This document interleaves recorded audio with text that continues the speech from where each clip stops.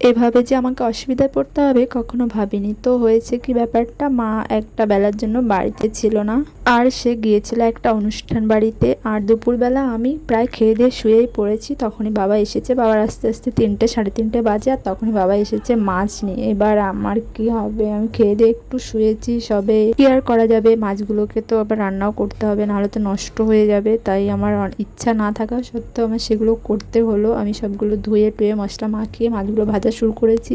আর জীবনে কোনোদিন আমার প্রথমবারের মাছগুলো গোটা হয়নি, সব একদম ভেঙে চুরে গেছে। তোমাদের কার কার এমন হয় কমেন্ট করে জানিও। মানে প্রথমবারের ভাজা মাছ গোটা আমার কোনোদিনও থাকে না, আজ পর্যন্ত আমি কোনোদিন পারিনি গোটা রাখতে মাছগুলোকে।